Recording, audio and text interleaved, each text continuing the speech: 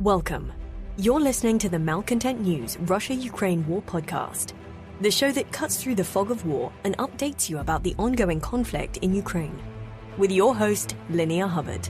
Don't forget to like, comment, and subscribe on Apple Podcasts, Spotify, and Google Podcasts.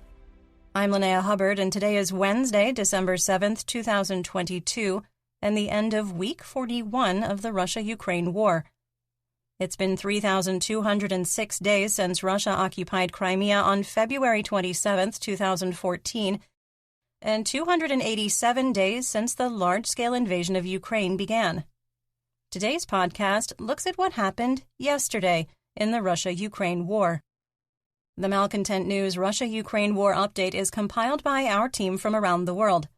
Today's report includes information from direct contacts in Ukraine and their proxies, Russian Ministry of Defense reports, the General Staff of the Armed Forces of Ukraine reports, Operational Command South of Ukraine, open source intelligence, our in-house team of analysts and geolocation experts, and pro-Ukrainian and pro-Russian mill bloggers and social media accounts with a track record of trying to be accurate. We have one mission: to report the truth, because the truth matters. Let's start with our assessment of the current status of the war.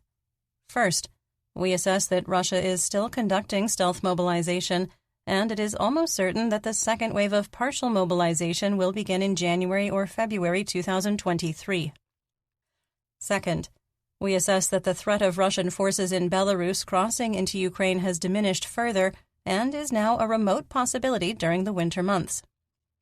Third, we assess there is an extreme risk of continued terror attacks on civilians and civilian infrastructure through December 15th. Fourth, we maintain Russia will not stop until the Ukrainian electrical grid and natural gas network are completely destroyed, or Russia's supply of missiles and drones is exhausted. Fifth, we maintain that the risk of a nuclear accident caused by the de-energization of Ukrainian nuclear power plants as a result of Russian electrical infrastructure destruction is possible. Sixth, we maintain that Russian President Vladimir Putin is facing more unrest outside the Kremlin, with the Russian information space outraged over the drone strikes on Russian air bases. Seventh, we maintain that Russian Minister of Defense Sergei Shoigu is reaching a point where his continued leadership of the Russian Federation Armed Forces is at risk, and that it will be politically difficult to blame Army General Sergei Surovikin, Commander-in-Chief of the Russian Aerospace Forces, for failing to defend Russian air bases. Eighth, we maintain that Army General Surovikin, also the commander of all Russian forces in Ukraine, will increase operational tempo at all costs to create a political victory on the battlefield before December 31st. Ninth, we maintain that neither belligerent will institute a winter pause. 10th, we maintain that the Russian military within Ukraine is combat ineffective and can only mount effective defensive operations. 11th, we maintain that the private military company Wagner Group is spread too thin to be combat effective due to its expanding role in the Donetsk Oblast and the revelation of crippling battlefield losses.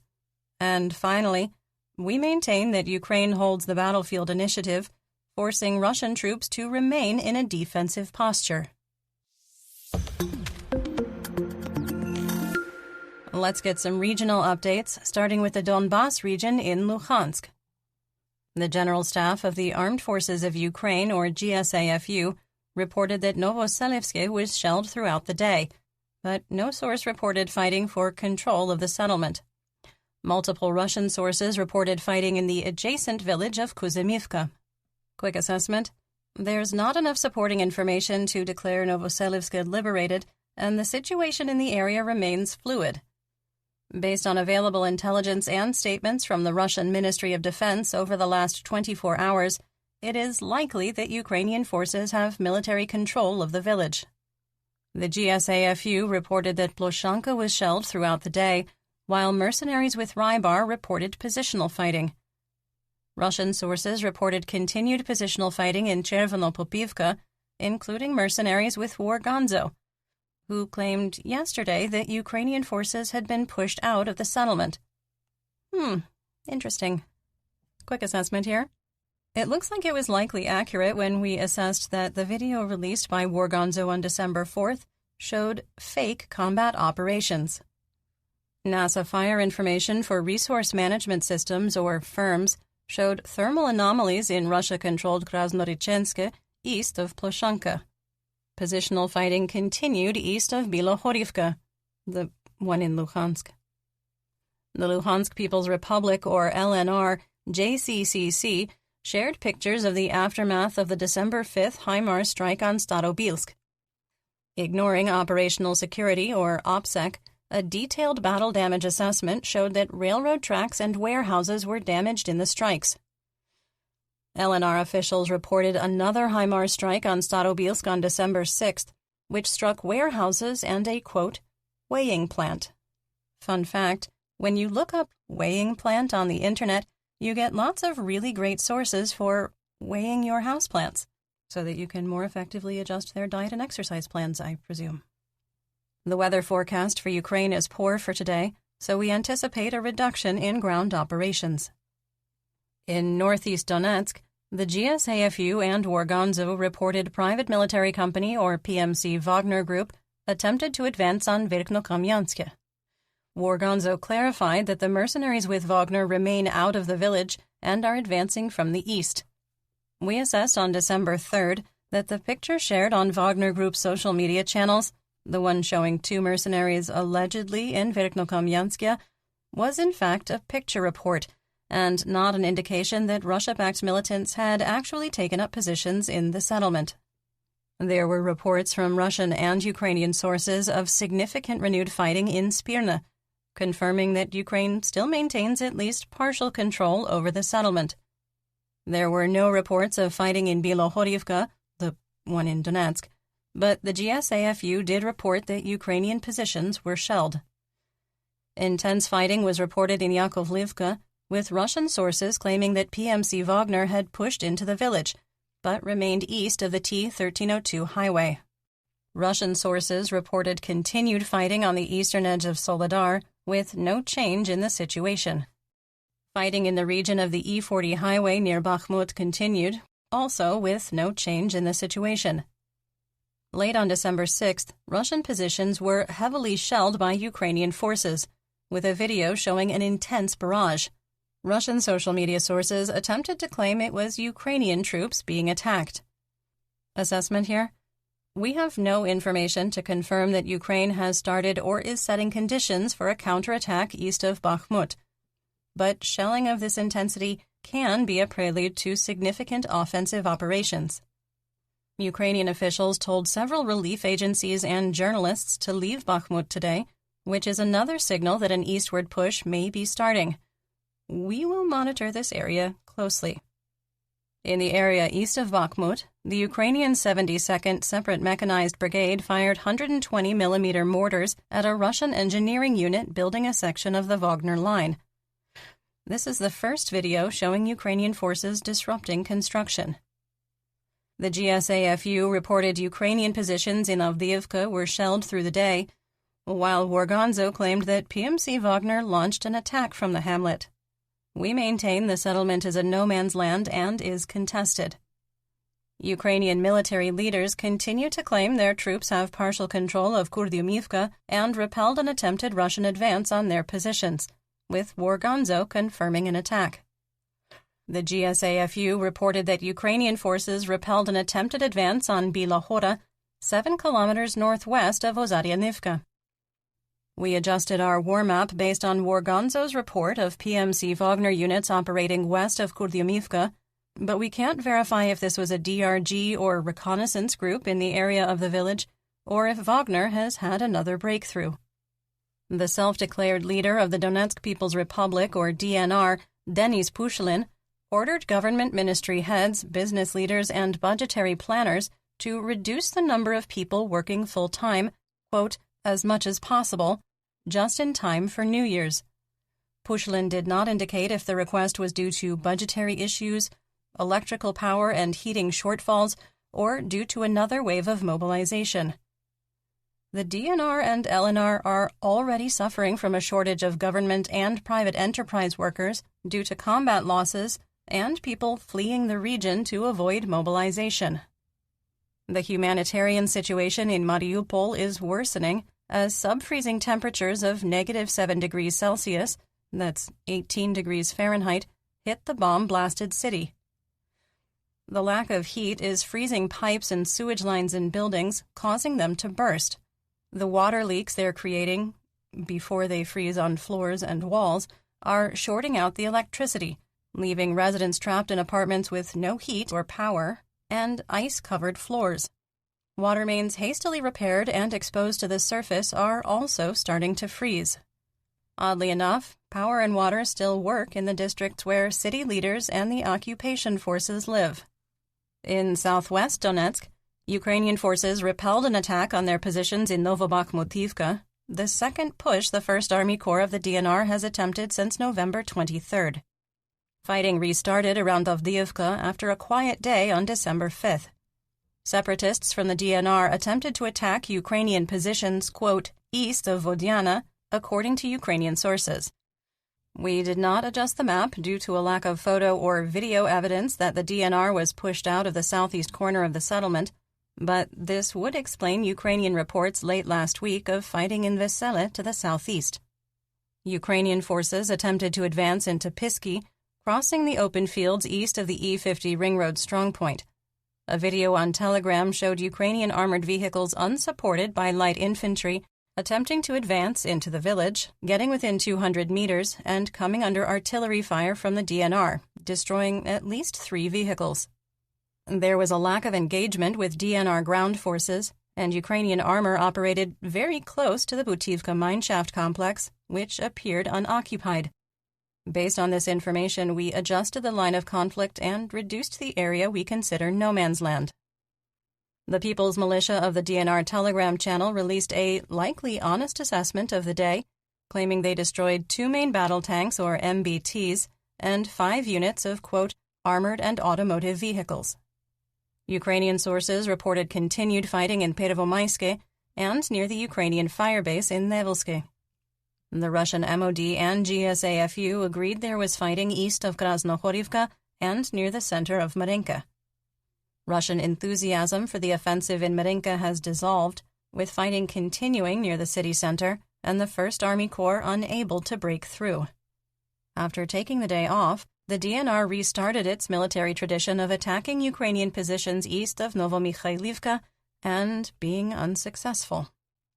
The Russian MOD claimed Ukrainian forces attempted an advance on Volodymyrivka without any evidence. Russian-occupied Makiivka was shelled, destroying an electrical substation. Power was knocked out to 27,000 homes, and the Verkhna-Kalmyskaya water filtration station was knocked offline, knocking out the potable water supply. Horlivka was also shelled with numerous areas hit, including the closed Daikon chemical plant, which Russian forces used as a logistics center. Donetsk was heavily shelled, with DNR and Russian officials accusing Ukraine of the large-scale strikes, which killed 8 and wounded 11. We have previously assessed that Ukraine has not intentionally shelled civilians with the specific goal of creating terror. The ferocity of the shelling and the areas hit don't align with Kyiv's military tactics. We cannot confidently say that Ukraine is responsible for all or even some of the strikes. However, we have consistently stated that all war crimes should be investigated and prosecuted if there is supporting evidence. Also, the People's Militia of the DNR reported that Ukrainian forces conducted 147 fire missions on the occupied territories, which doesn't align with the number of strikes observed in civilian areas. We would have expected a much higher number. Maria Pirogova, a deputy of the self-declared People's Council of the Donetsk People's Republic, was killed in the shelling. We do link to a photo in our full situation report, which some people may find disturbing. Pirogova's mother was interviewed on Russian state media earlier in the year, justifying the killing of Ukrainians in Mariupol. A video that our editorial team elected not to share showed her weeping over her daughter's body. Moving on to Kherson and Zaporizhia. There was mutual shelling by both belligerents, with Russian forces increasing the number of attacks significantly. Russian forces conducted 51 fire missions on the Free Ukraine territories west of the Dnipro River. 2 civilians were killed and 1 wounded. The Water and Utility Administrative Building was heavily damaged, as well as several nearby homes. In Russian-occupied Holopristan, the ambulance station was shelled with 1 person injured.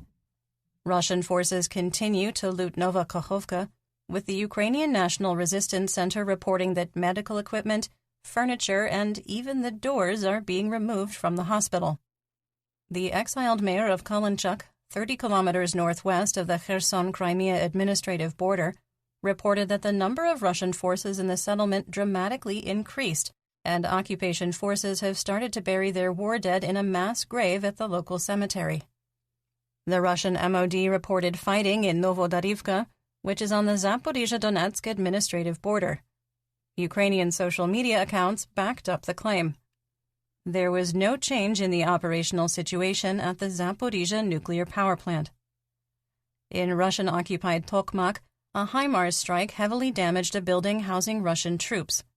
There was no information on casualties, but there were pictures. The GSAFU reported that a December 4th strike in the, quote, Zaporizhzhia region destroyed up to 20 pieces of Russian military equipment and wounded 70 Russian soldiers, without evidence. Guys. Mykola Volik, a collaborator in Melitopol, was severely injured when his home exploded in the early morning hours.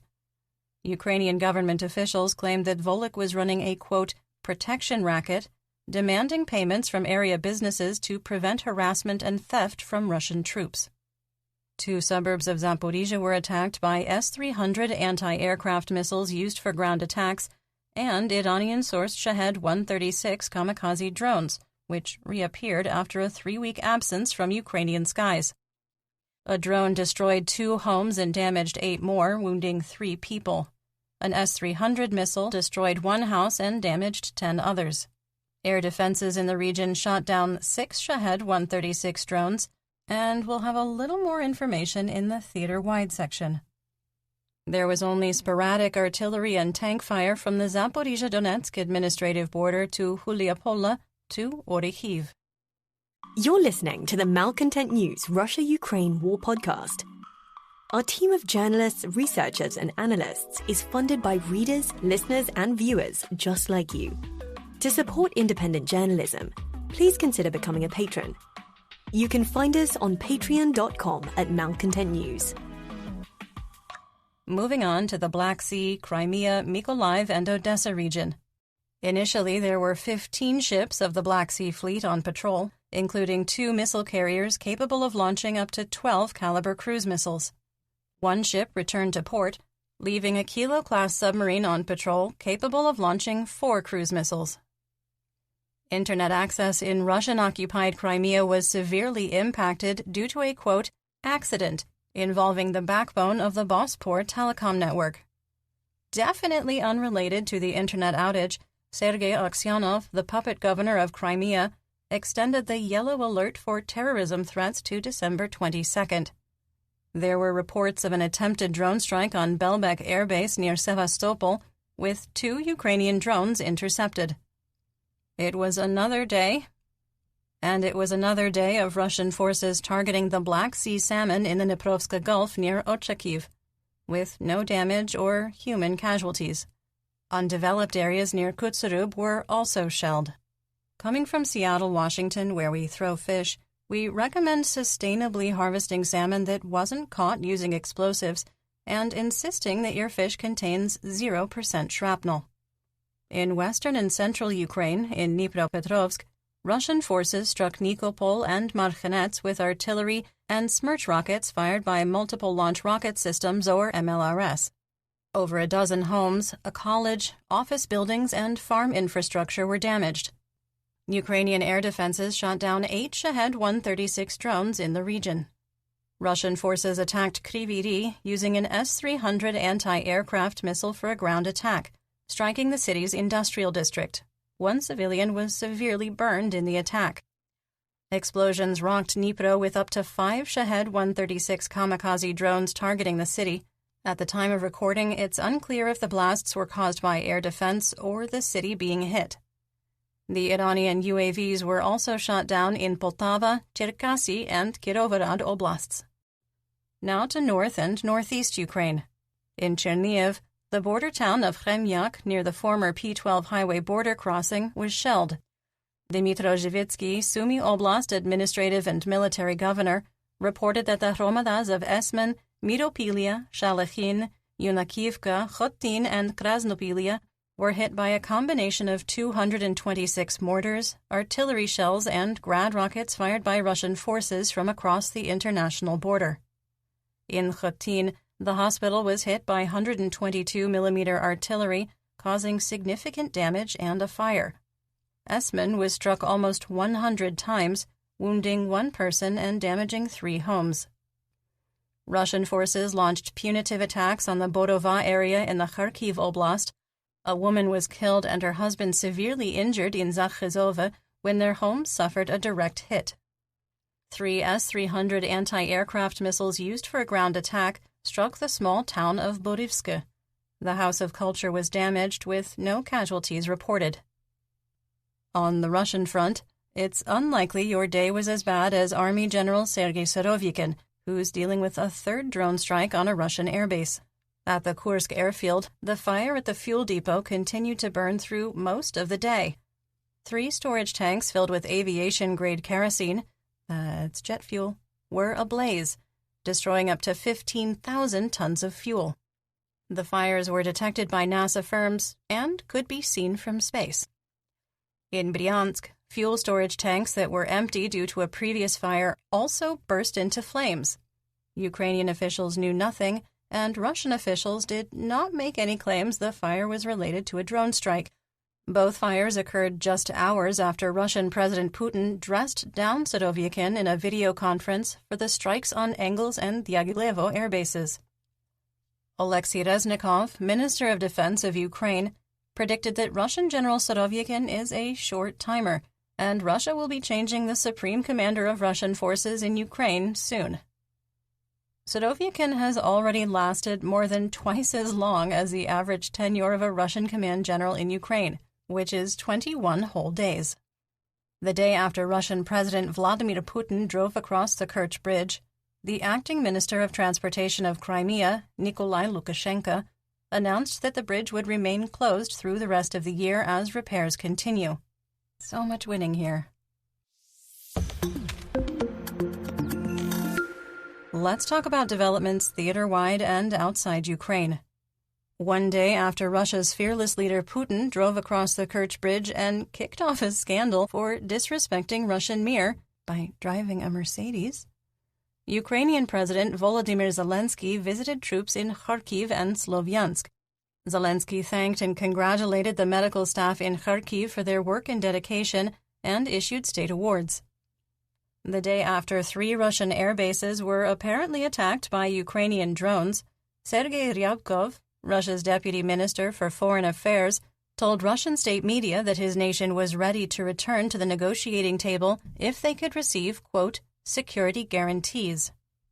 In his statement, he threw a barb at former United States President Donald Trump, stating, quote, just as with the dialogue regarding strategic stability that was unilaterally terminated by the United States, we are not chasing anyone, and we are not asking about anything, end quote. Okay, sidebar for context. On August 2, 2019, President Trump withdrew the United States from the Intermediate Range Nuclear Forces Treaty, or INF, signed in 1987.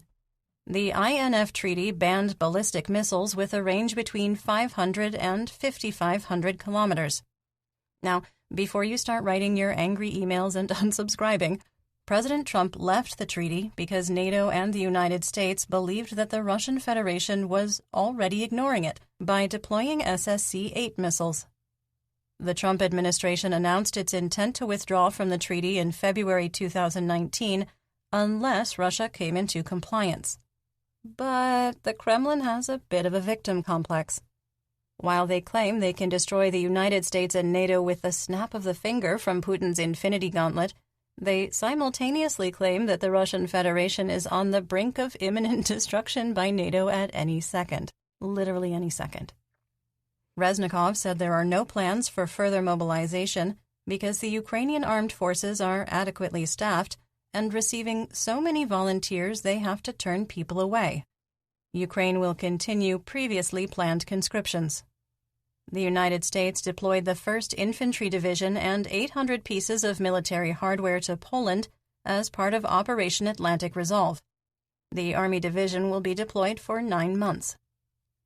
Germany decided not to transfer Patriot missile systems to Ukraine, with Polish Defense Minister Mariusz Błaszczak saying the batteries would be transferred to Poland as previously offered.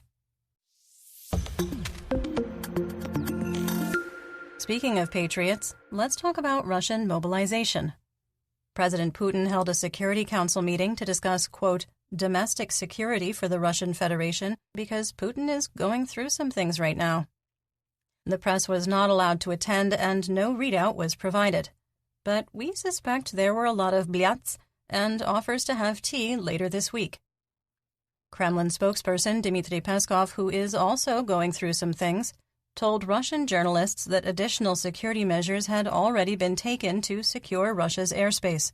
Quote, without any doubt, they are already protected in a permanent mode. Additional measures are taken there. Each region deals with this in addition to the security forces. This is a constant process. End quote. Cool story, bro. Kirilo Budanov, chief of the main intelligence directorate of the Ministry of Defense for Ukraine, said despite Russia running critically low on some precision munitions, they are going, quote, all in, and could further draw their reserves down to zero. Budanov said, quote, in reality, they still have missiles for a few large-scale attacks, and they will reach the bottom of the barrel. As we can see, they are confidently going for it. The production of new ones is quite limited, and only a few types of high-precision missile weapons are produced. End quote. Reznikov, Ukrainian Minister of Defense, said that after the December 5th attack, Russia was left with 30% of its Caliber cruise missile supply. In military terms, that means the inventory is effectively zero, and further use will require dipping into the strategic reserve. If Reznikov's math is correct, Russia has fewer than 120 calibers in inventory, and at least some of those would be deployed on ships outside of the Black Sea. Pictures from Belgorod of the continued construction of the unnecessary defensive line on the Ukrainian border revealed Russia has a new problem. The concrete dragon's teeth are already starting to crumble. However, some Russian oligarch has already made serious bank in the concrete business. After a brief search, a deserter from PMC Wagner, who was still armed with his machine gun, was captured for shooting a police officer in the Rostov Oblast in Russia. Russian state media outlet Baza reported, quote, as a result of coordinated operational search activities, he was detected in an empty building near Novoshakhtinsk. Investigative actions are conducted. End quote. The mercenary is with a penal unit and is identified as 38-year-old Pavel Nikulin. Police had attempted to take him into custody as a deserter, and he fought back, shooting the officer. Undeterred by deserting penal unit mercenaries, PMC Wagner started recruiting efforts in the occupied territories penal colonies. Because, let's be honest, Prigozhin is going through some things too. DNR self-declared leader Pushilin gave the private military company permission to start recruiting through a decree. Russian state media agency TASS is reporting a military truck carrying Mobics in the DNR crashed into a minibus, killing 16 people, many of them Russian soldiers, including the truck driver. 3 soldiers were reportedly in critical condition, and all is definitely still going to plan. In our War Crimes and Human Rights segment, we discuss events that might be upsetting to hear about. There is no graphic detail in today's report, but if you're sensitive to descriptions of human rights abuses, please feel free to skip ahead to the next segment. Timestamps are in the description. Ukraine and Russia completed another prisoner of war swap, exchanging 60 for 60. Russia also returned the bodies of 49 Ukrainian soldiers. The United Nations Refugee Agency said more than 15 million Ukrainians had crossed the border since February 24th. Now, not all crossing represented people who are refugees. Almost half of the crossings were to Poland, followed by Romania, Slovakia, and Moldova. At the same time, over 8 million people have crossed into Ukraine from Russia. Ukraine accused Belarus of using refugees from Iran and Pakistan to test the border to find vulnerabilities. The first group of refugees was intercepted on November 30th, but crossings have continued. In geopolitical news, Ukraine's embassy in Bucharest, Romania, received 2 suspicious packages on December 6th. The bomb squad was deployed, and there was no additional information at the time of recording. A similar situation was reported in Denmark. In economic news, over 18 million barrels of Russian oil are blocked from transiting out of the Black Sea due to a lack of insurance paperwork and proof that the oil was sold for $60 a barrel or less. Shipments of Russian oil have declined by over 50% in less than 48 hours due to nations enforcing the insurance requirement. The Russian ruble continues declining, falling to 63 for $1. Oil prices also keep declining, with WTI crude trading at $74 a barrel, while Brent fell to $79. United States wholesale RBOB gasoline on the spot market dropped again to $2.14 a gallon, or 57 cents a liter. Dutch TTF natural gas deliveries climbed higher, trading at €138 per megawatt hour for January 2023 delivery and €139 for February. Chicago SRW wheat futures dropped to the lowest price in 2022, almost reaching $7 a bushel before climbing back to $7.38 for March 2023 delivery. Wheat is trading at the lowest level since July 2021. And that's what we know. Join me again tomorrow for more updates. Until then, stay safe, everyone. You've been listening to the Malcontent News Russia-Ukraine War podcast. To help keep us independent, please consider providing financial support by becoming a patron. Want on-demand news in your hand? Download the Google News app and make Malcontent News one of your favorites to receive breaking news updates. Thank you for listening.